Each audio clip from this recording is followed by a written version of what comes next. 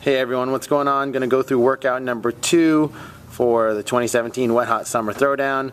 This workout is appropriately titled Donkey Teeth 2.0, which again is another Brian Zanzowitz name for the workouts. Probably the best name of all of them. Donkey Teeth!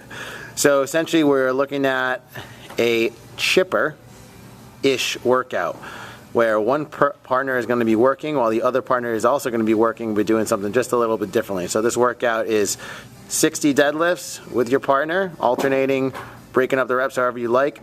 But as you do the deadlifts, as one person's doing the deadlifts, the other partner will be doing a deadlift hold. So the deadlift weight is 185 for men, 135 for women in the RX division, and the weight prescribed for the scale division is 135 for men and 95 for women for the deadlifts.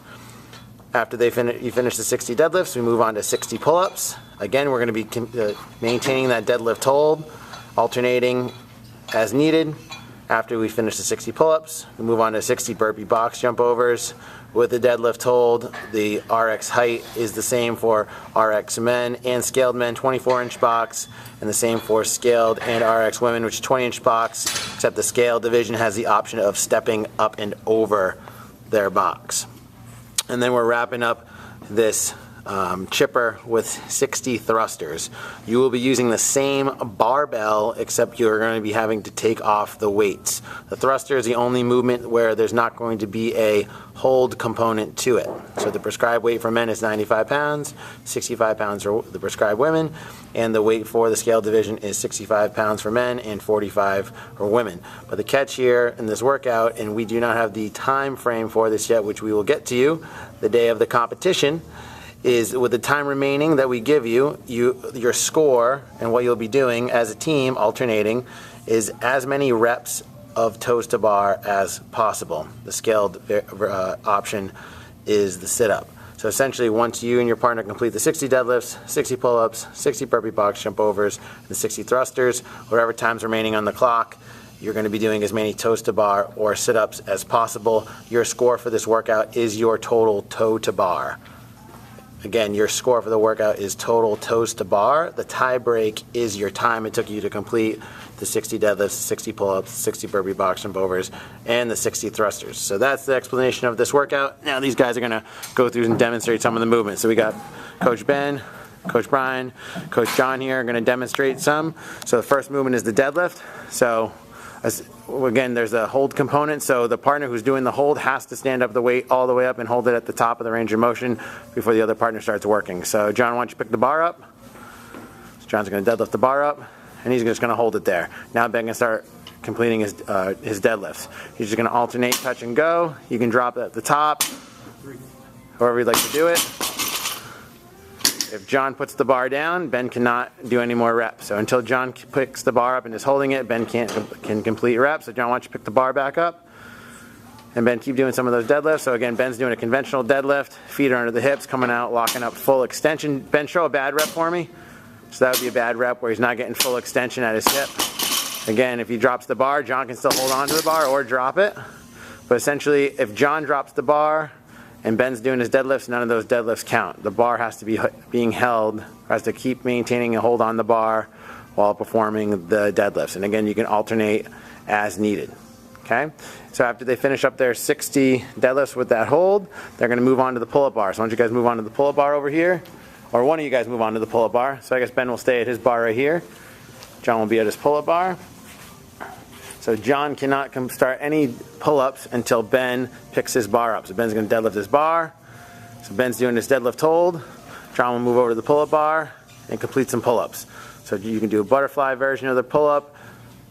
You could do a traditional kip. Again, just the chin over the bar is what we're looking for. You could do a strict pull-up. Whatever you would like, accumulating 60. So again, Ben needs to be holding, or your partner has to be holding the deadlift, maintaining that deadlift all the way at the top so the partner can do their pull-ups. So John, why don't you show us some bad reps on those pull-ups? So Ben, why don't you deadlift that bar back up? So Ben's deadlifting. So again, chin not getting over the bar would not be a repetition. John, why don't you show a couple more reps?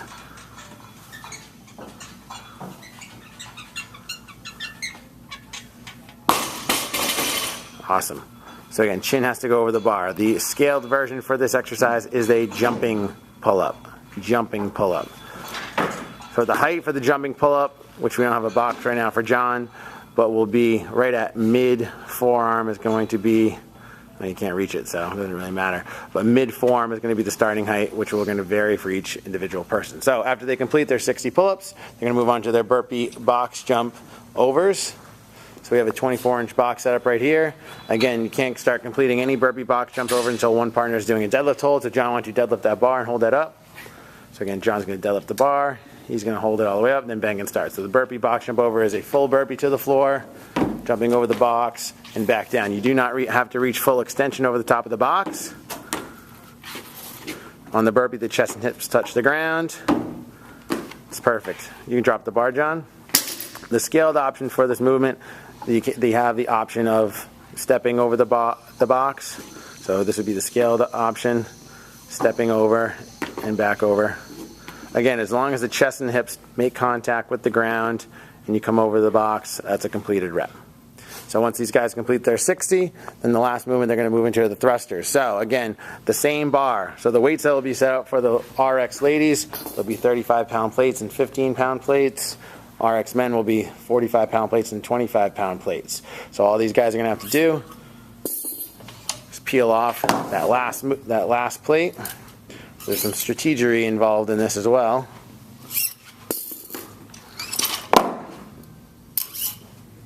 And now Ben's got his bar set up.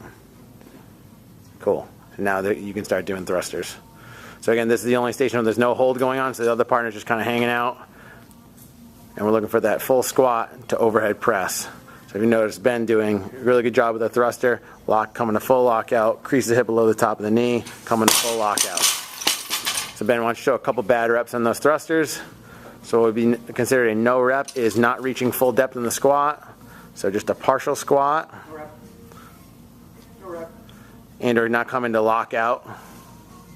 No rep. So elbows not coming to full lockout. And then another no rep. Ben, show not getting the arms in line with the ears. So there'd be another no rep. We need to show full control of the bar over the top of the body. So this would be another no rep. So you got his full squat. So if the bar's out in front, he's not getting his head through the bar. Head needs to come through the bar for that to be a completed rep. Full extension at the elbows. Full depth squat on the thrust. You tired? Can you jerk? No.